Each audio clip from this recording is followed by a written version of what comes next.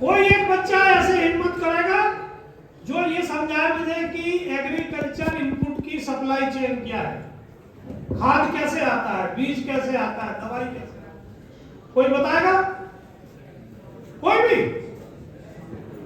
कहां से आता है आपके घर में? Local wholesale. अब इसको आप मैं समझाता हूं। मैन्युफैक्चरर जो निर्माता है और जो किसान है, इसके बीच में कितने लोग काम करते हैं? 4 लोग। तो किसानों को 4 लोगों का प्रॉफिट देके खाद बीज दवाई मिलता है।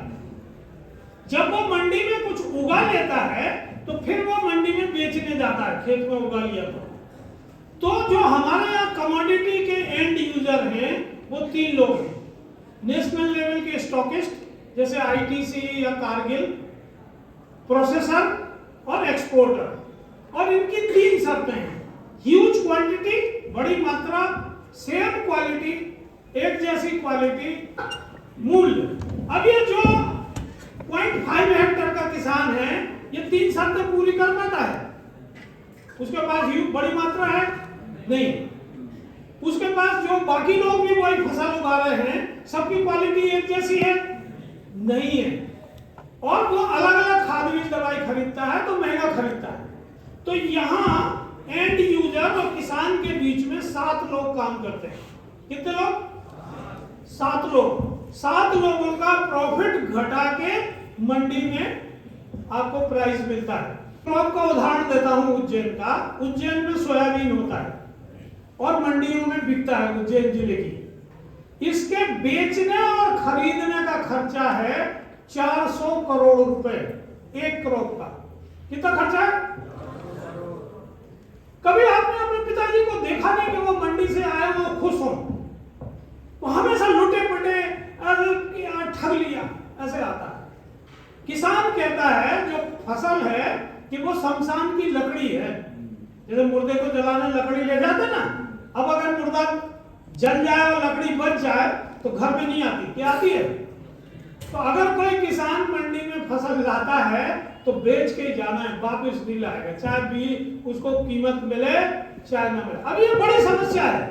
आपको कभी ख्याल ही नहीं आया कि ये बिजनेस आपके घर में है, आप इसका तरीका निकाल सकते हैं ताकि पिताजी खुशी आए, नहीं? और वो गर्व करें कि देखो मेरे बच्चे ने एक वर्चुअल मंडी बना दी, ग्रेनलेस मंडी, जहां ऑक्शन हो, पूरी 40 कुंटल ट्रॉली में भर के लाने की जरूरत नहीं।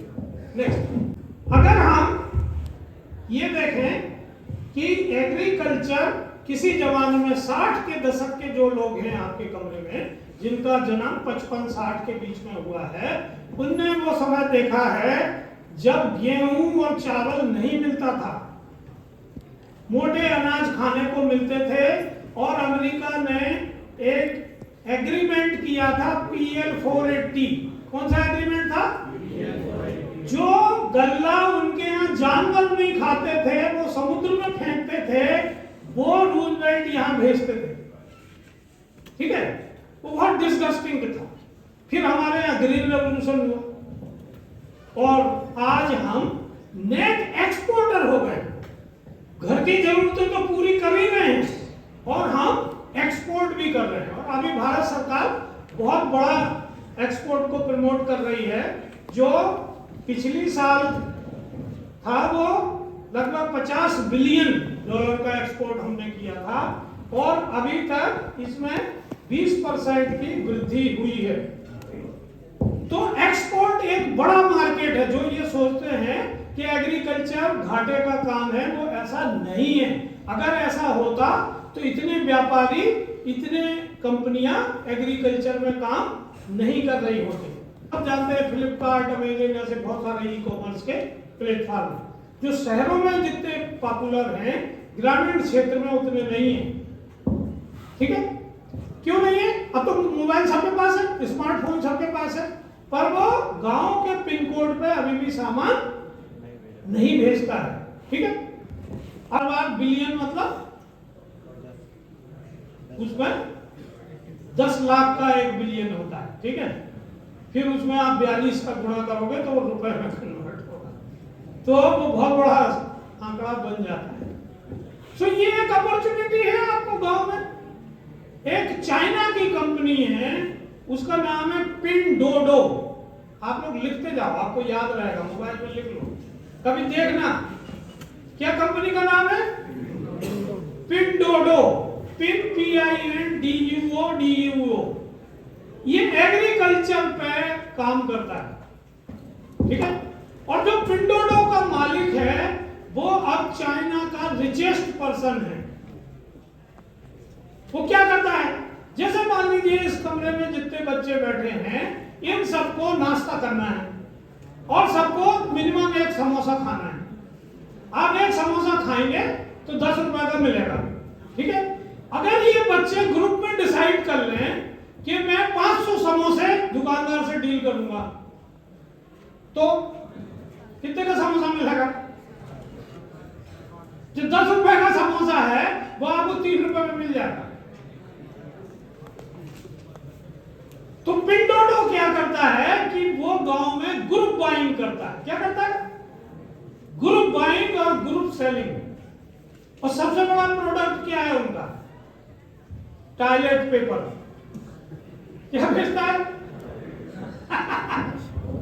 30% के रेट से वृद्धि हुई, ठीक है। पर एग्रीकल्चर की ग्रोथ आप देखो, फूड ग्रेन 51% से बढ़ा, वेजिटेबल 104% से बढ़ा, फिशरीज 117 से बढ़ा, फ्रूट 130 से बढ़ा, दूध 132 से बढ़ा, अंडे 178 से बढ़ा, पोल्ट्री 900% बढ़ा। तो इसीलिए मैं कह रहा हूं कि जो हमारी घरेलू डिमांड है उससे भी ज्यादा हमारा किसान प्रोडक्शन कर रहा है। आप समझ रहे? जैसे अपने यहाँ मध्य प्रदेश में संतरे होते हैं, आपके बहुत सारे जिलों में होंगे, जो छिंदवाड़ा से शुरू होता है और नीमच के आगे कोटा झालावाड़ तक जाता है। ये एरिया विश्व का सबसे बड़ा संतरे का क्षेत्र है, विश्व का, हिंदुस्तान में नहीं, पूरी दुनिया में कहीं इतना बड़ा ट्रैक नहीं। आप में से कोई संतरे में क्यों बिजनेस नहीं करता? तो आपको पता ही नहीं है। मैं जब यहाँ कमिश्नर था तो मैंने एक ब्रांड बनाया और उसका नाम था मालवा फ्रेश। क्या ब्रांड था? मालवा फ्रेश। और जब मैंने ये ई फसल कंपनी बनाई तो मेरे लोगों ने 4 करोड़ के संतरे खरीदे और उसको श्रीलंका, चेन्नई, मदुरई, सासाराम, बिहार, चंडीगढ़ सब दूर बेचा और वहां की प्राइस अगर मालवा के किसान को दी।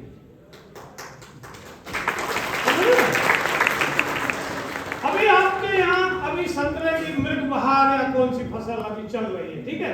आप देखो बाहर के लोग आके वहां डेरे डमाए, छोटी छोटी जगह, कनाड़, आगर मालवा, बहुत सारी जगह, ठीक है। आपको कभी ख्याल नहीं आता कि ये आदमी महाराष्ट्र से या असम से या जम्मू कश्मीर से आके संतरा खरीद रहा है और हम कह रहे हैं हम बेरोजगार हैं। जब उसको रोजगार मिल रहा है तो हमें रोजगार नहीं मिल सकता। अब हमें ना बात, सो प्रोग्रेस बहुत अच्छी है। मध्य प्रदेश आज हिंदुस्तान का फास्टेस्ट ग्रोइंग स्टेट है। 26% ईयर ऑन ईयर की दर से मध्य प्रदेश में एग्रीकल्चर बढ़ रहा है। देती है कृषि कर्मण अवार्ड। क्या देती है?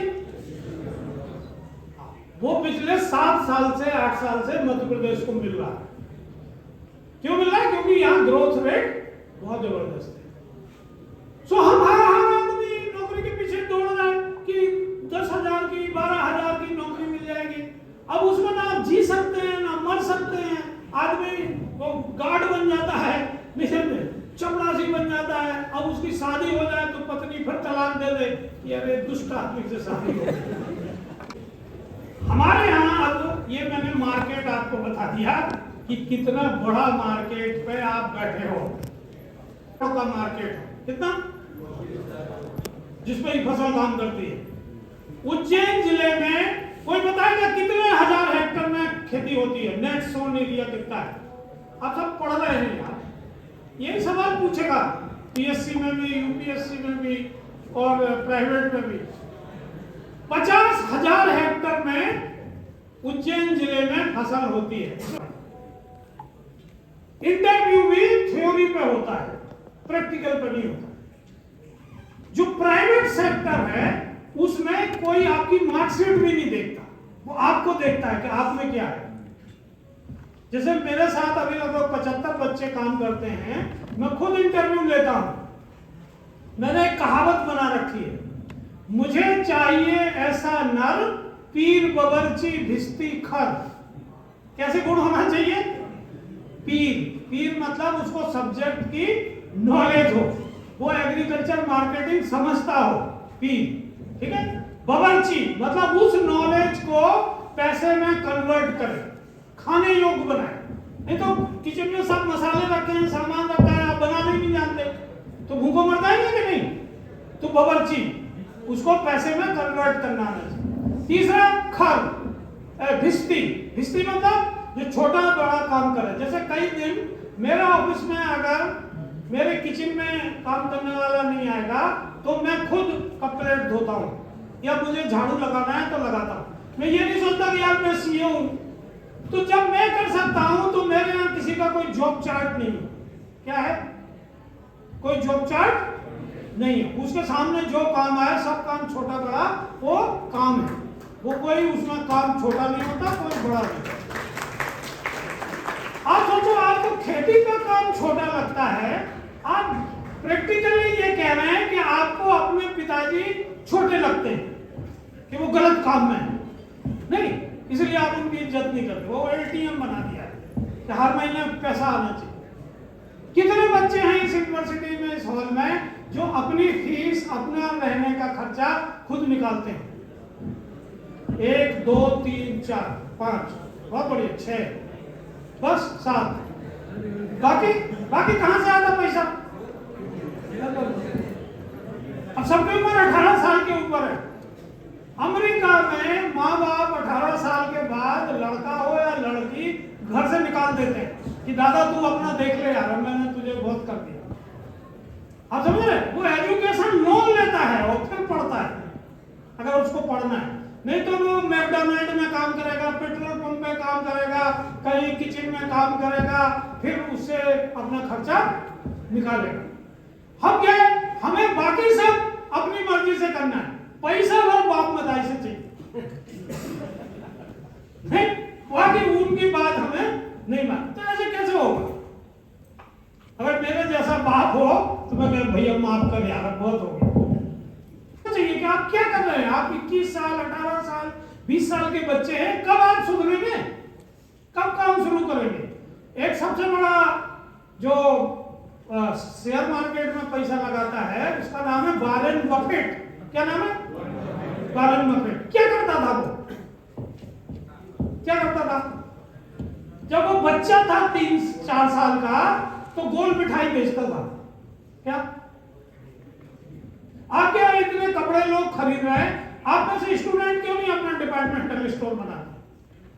मैं कई विदेशी यूनिवर्सिटी में गया, वहां यूनिवर्सिटी की जो यूनियन होती है उसको वो गिल्ड कहते हैं। क्या कहते हैं? Student guild. वो ट्रैवल एजेंसी चलाते हैं, वो किराने की दुकान चलाते हैं, कपड़े की दुकान चलाते हैं, वो स्टेशनरी की दुकान चलाते हैं। इवन वहां दारू पी के क्लास में आना अलाउड है, तो दारू की दुकान भी यूनिवर्सिटी में चलती है। और गर्ल्स बॉयज का कभी अलग हॉस्टल नहीं होता, सब कॉमन हॉस्टल होता है। तो they are grown up people. अब अभी नहीं सीखेंगे, अपना निर्णय अभी नहीं लेंगे। हमारे तो सब छाती से लगाए बैठा है, क्यों नहीं बेटा खेती नहीं करना, तुम बस वही पढ़ लिख लो, जो मर्जी आए वो कर लो। नहीं, अब बच्चा यहाँ मारा जा रहा है, उसको समझ नहीं आ रहा है। मैं इंदौर रहता हूँ, इंदौर का आप पेपर उठा के देखो, हर हफ्ते 1 या 2 बच्चे सुसाइड करते हैं। ये कौन बच्चे हैं? जो माँ बाप के एक्सपेक्टेशन को फुलफिल नहीं कर पा रहे हैं। जो बाप नहीं कर सका वो बच्चे से कराना चाहता है। तो आप इसके लिए पैदा हुए हैं कि दूसरे की इच्छा को पूरा करें, या आपको भगवान ने अपने लिए पैदा किया क्या आप अपनी इच्छा पैदा करें? पर ये कब होगा? जब आप उससे पैसा लेना बंद कर दें। 200 साल आगे कैसे? जो एग्रीकल्चर इनपुट लगता है ना, खाद बीज दवाई वगैरह, उसका 65% इन 13 जिलों में बिकता है। कितना? 65% 13 जिलों में बिकता है जहां के आप रहने वाले हैं। और बाकी पूरा मध्य प्रदेश 65 में कितना बचा? 35% में चल रहा है। आप समझ रहे? तो आप ऐसे रीजन में हो जहां एग्रीकल्चर बहुत एडवांस एग्रीकल्चर है। बहुत सारे लोग अपनी गाड़ी पे लिखते हैं लहसुन की देन, ठीक है, और वो फॉर्च्यूनर गाड़ी में घूम रहा है। फॉर्च्यूनर गाड़ी की 24 लाख से ऊपर की कीमत है। फॉर्च्यूनर में क्या लिखा है? लहसुन की देन। कहां से लाया पैसा? लहसुन बेच, ठीक है।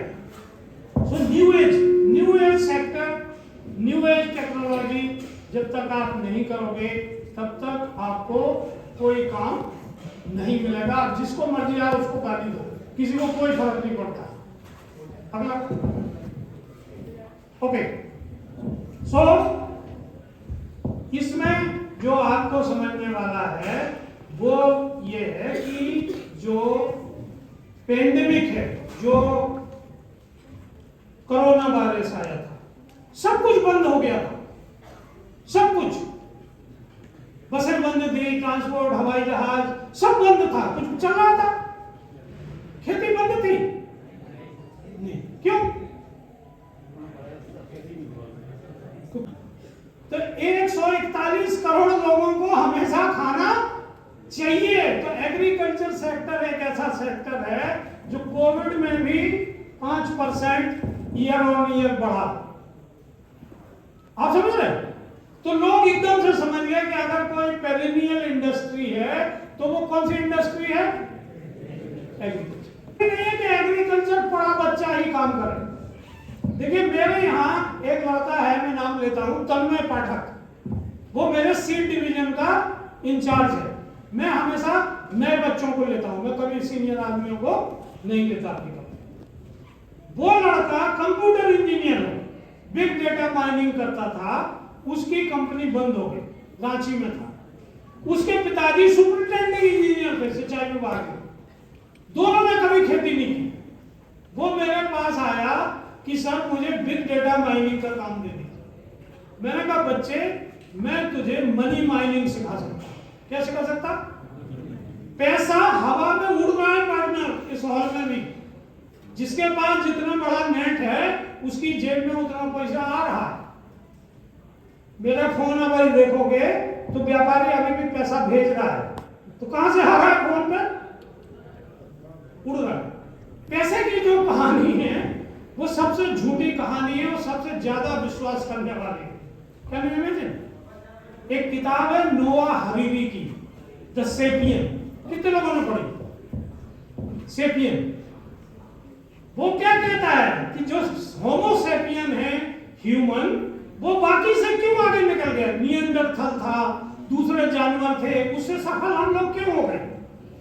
क्यों हो गए?